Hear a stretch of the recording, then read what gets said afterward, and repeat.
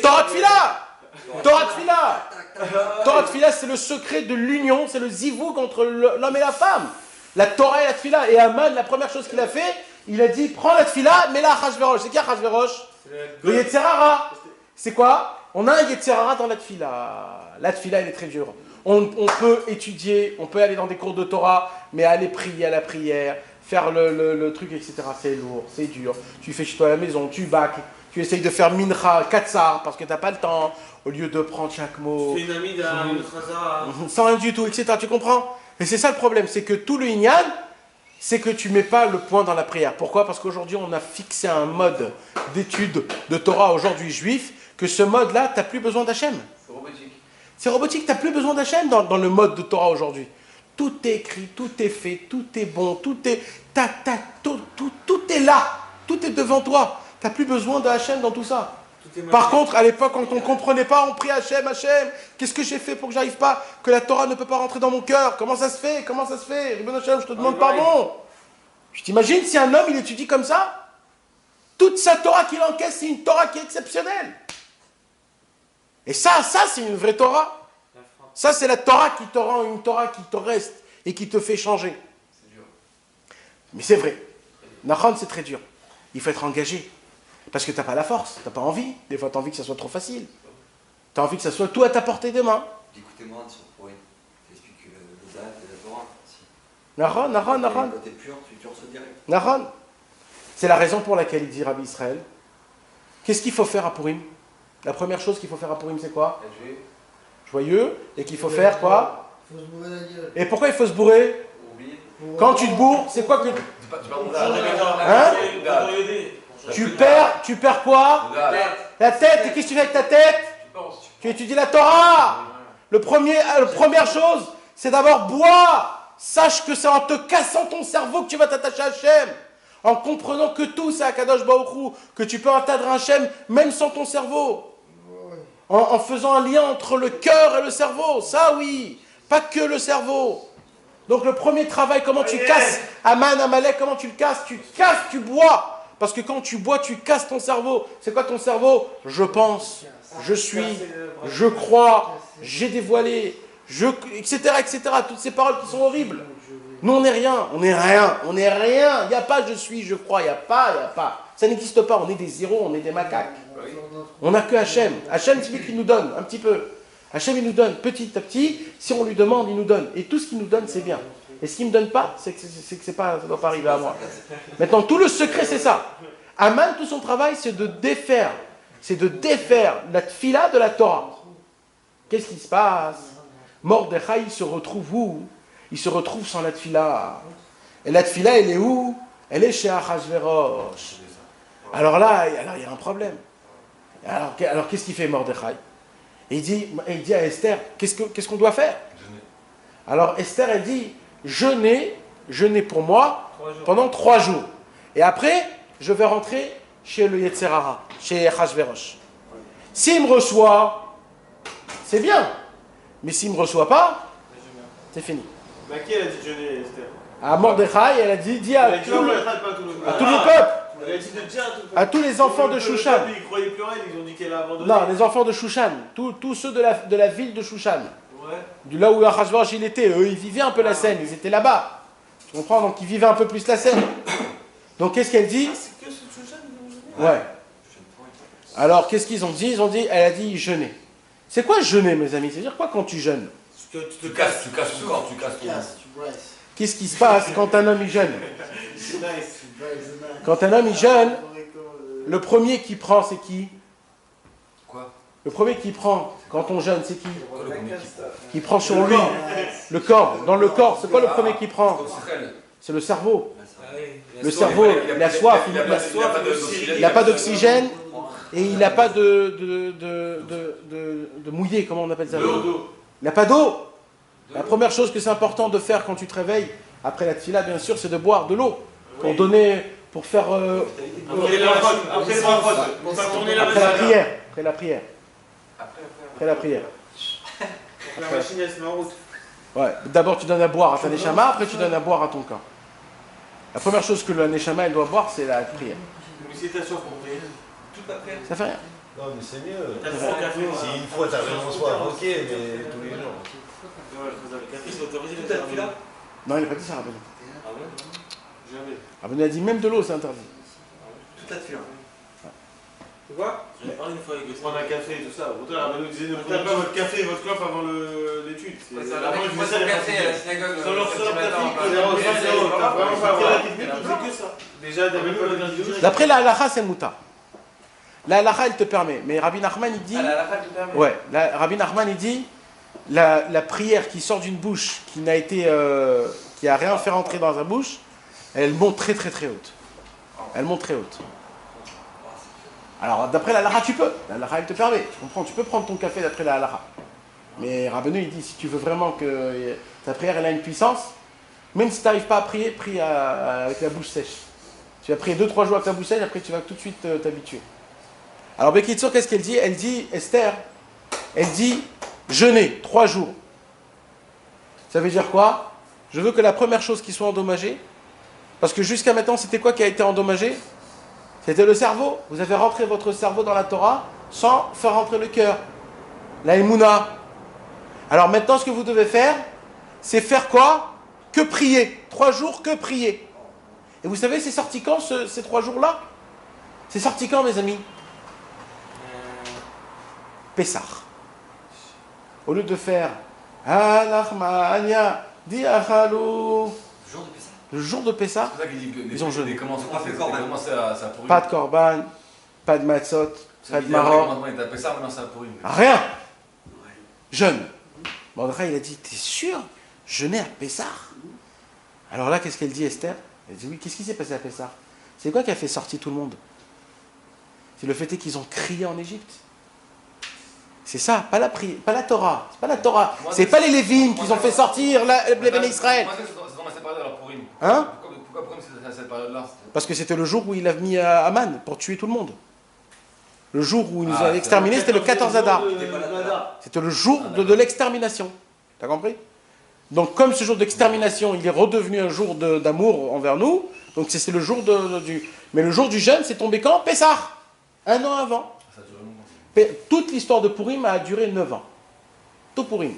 La Megillat Esther, c'est 9 ans. 9 ans. C'est-à-dire, c'était long. Ah ouais. Maintenant, donc 1 an avant, donc il y avait ça. Alors maintenant, qu'est-ce qui se passe? Il dit, mais t'es sûr? Il dit, oui, parce que quand vous allez jeûner le jour de Pessah, vous allez revenir comme si vous étiez à la sortie d'Égypte, avant qu'il y avait Pessah, et vous allez refaire le même cri que vous avez crié, mais cette fois-ci par amour. Cette fois-ci avec tout, cette fois-ci, c'est pas Hachem tout seul qui va vous prendre. Ça va être vous que vous allez appeler Hachem, vous allez demander à Hachem, Hachem, on veut que tu nous prends. Nous, on va réclamer ça. Pas Hachem va nous prendre par pitié. Là, on va refaire l'histoire. On va refaire l'histoire. Mais cette fois-ci comme il faut. Pour réparer ce petit décalage, comme on a dit, de l'aiguille qui a fait faire décaler, qu'à cause de ça, on arrivait à étudier. Et là, qu'est-ce qu'il lui dit? Il lui dit que maintenant que vous allez faire une prière, que vous allez étudier Hachem, après la Torah, elle va être quelque chose d'énorme. Et là, qu'est-ce qu'il a écrit? Là, il a écrit, Laïla ou Nadedash Natameler. Cette nuit, le roi ne pouvait pas dormir.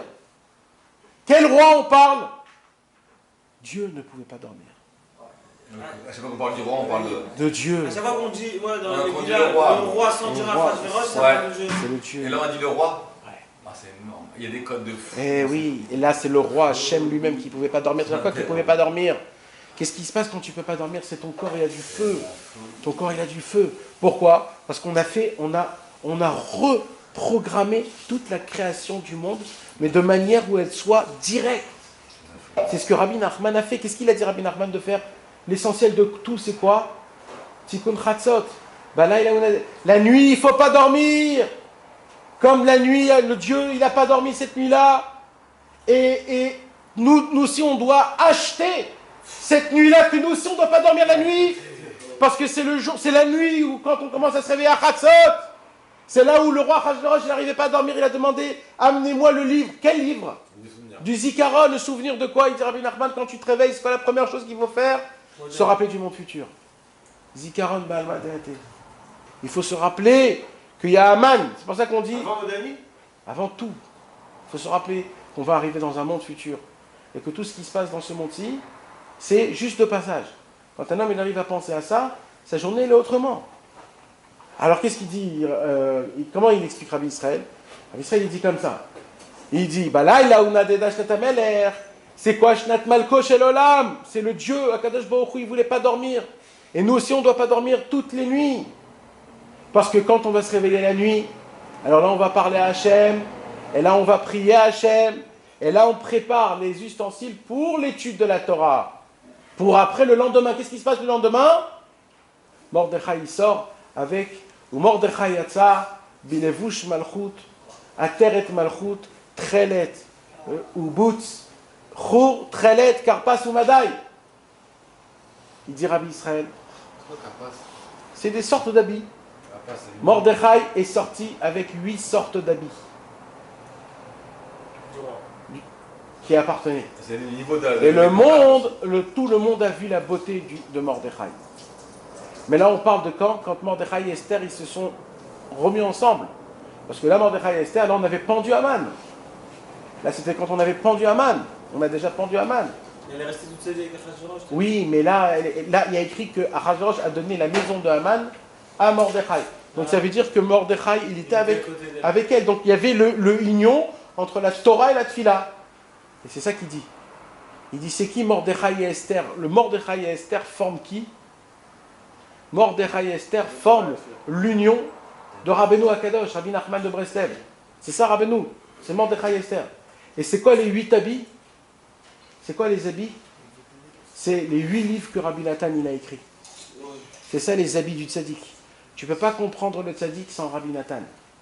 C'est pour ça qu'il est sorti avec 8 livres. Rabbi Nathan il a écrit 8 livres sur Rabbeinu.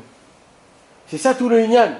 Quand il est sorti Mordechai avec tous ses habits, c'est-à-dire quand Rabbeinu il se dévoile dans ce monde-ci, avec l'union de la Torah et de la Tfila, avec la force de Rabbi Nathan, quand il sort dans ce monde-ci, alors qu'est-ce qu'il y a écrit? La Yehudim, Aïta, Ora, Vesimcha, Vesason, Veika. C'est là où tous les juifs du monde, ils ont la lumière, la joie, l'importance, la portée. C'est le passouk d'après. Quand Rabbeinu il se dévoile avec toute sa grandeur et sa beauté, c'est là où les juifs ils ont tout. Mais c'est quand que les juifs ils n'ont pas tout ça? Quand ils n'ont pas le tzaddik avec Rabbi Nathan, avec la Torah et la Tfila. Et l'union, c'est quand ils n'ont pas ça que les Yehudim. Alors ils n'ont pas Ora, Vesimcha, Vesason, Veika. Les Yehudim, Aïta, Ora, Vesimcha, Veika, que quand il y a eu Mordechai, Yatsa, Bilevush, Malchut, Atrelet, Zahav, Butz, Tachir, et Karpas. C'est ça tout le Inyan. Et après, qu'est-ce qui se passe? Après, on fait pendre, pas que Haman. On aurait pu pendre que Haman. Les fistons. On a pendu les fistons. Pourquoi on a pendu les fistons? Pourquoi on a pendu les fistons? Il fallait pas pendre les fistons, donc qu'est-ce qu'on s'en fout des fistons? Parce que ça dure dedans, après l'autre. Non, parce que c'est pas ça. C'est combien de fistons il avait? Ah oui, 10. Et il y en avait plus que 10. Mais ces 10, ils étaient spéciaux. D'Aman. Aman, il avait écrit, il avait contemplé une force. Il a dit, moi, il a dit, non, il dit, je sais que le monde, il a été créé par 10 paroles. D'accord? Il était fort, c'était un binôme. Mais Aman, c'est Amalek, il connaît c'est toute la puissance dans l'autre côté. Il a dit quoi? Il a dit, Dieu a créé le monde avec 10 paroles. D'accord? C'est-à-dire que toute la maintenance de la création du monde, ce sont 10 paroles. Comment moi je vais détruire le monde de Dieu? Je vais emmener dans ce monde-ci 10 sortes d'enfants, que ces 10 sortes d'enfants, ils vont être chacun contre une parole de Dieu, et comme ça je vais démolir le monde de Dieu. D'une manière spirituelle, bien sûr. Et c'est pas que ça. Il y a écrit que comment Hachem va renouveler le monde quand Mashiach viendra, avec 10 mélodies. Donc lui, il a aussi créé 10 enfants, que ces 10 enfants, ils sont contre les 10 mélodies. Et ainsi de suite. Le Tikkun HaKlali, numéro 10, est venu pour réparer les 10 enfants de Haman Amalek, que c'est les 10 enfants de Haman, c'était quoi? D'après Rabbeinu, c'est les 10 flèches que dans la princesse, dans l'histoire des 7 mendiants, les 10 flèches qu'il a envoyé le roi contre la princesse, qu'à cause de ça, la princesse, elle est tombée faible, et il dit, Rabbi Nathan, la princesse, c'est nous. Et notre problème aujourd'hui, notre maladie, c'est quoi? C'est qu'on est faible. C'est pas quoi, on est faible. Et il dit pourquoi? Parce qu'on a reçu 10 poisons, 10 flèches. Et Rabbeinu, il dit, Et moi, j'ai trouvé l'antidote, c'est le Tikkun HaKlali. Il y a 10 psaumes. Il y a 10 psaumes, chaque psaume équivalent. Et Rabbi Israël, il a dit, il y a encore plus facile que ça. Le mot Nanach, Nachman, Nachman, il a 10 lettres. Chaque lettre est équivalent à un remède des 10 flèches. C'est le concentré des 10 enfants. C'est pour ça que c'est quoi qu'on doit anéantir chez Amalek? C'est son nom, le nom d'Amalek, Nachon. Et nous, qu'est-ce qu'on doit faire? On doit agrandir le nom du tzaddik. Parce que quand tu agrandis le nom du tzaddik, tu rapetissis le nom de Amalek. Et la force de Haman, c'était ses 10 enfants. C'est pour ça que le mot Nanach, Nachman, Nachman, ce sont 10 lettres que quand tu agrandis le nom Nachman, tu peux dire juste Nachman, non. Il faut que tu agrandis le mot Nachman, Nachman. Quand tu agrandis le nom du tzaddik, automatiquement tu rabaisses le nom des chakranim, de tous les autres. Maintenant, c'est qui les enfants? Ils sont vivants encore aujourd'hui.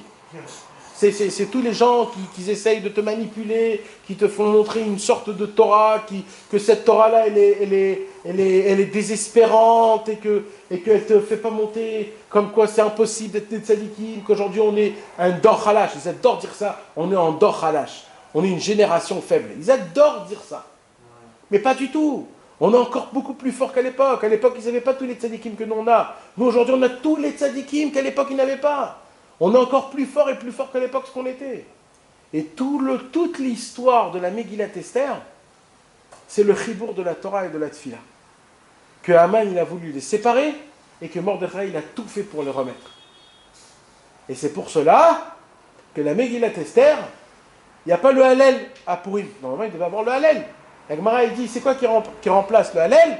C'est la Megillat Esther. Parce que juste de raconter cette histoire, qu'on se rappelle que l'essentiel de tout, c'est de pouvoir faire une union entre la Torah et la Tfila, juste ça, si tu comprends ça, ça suffit.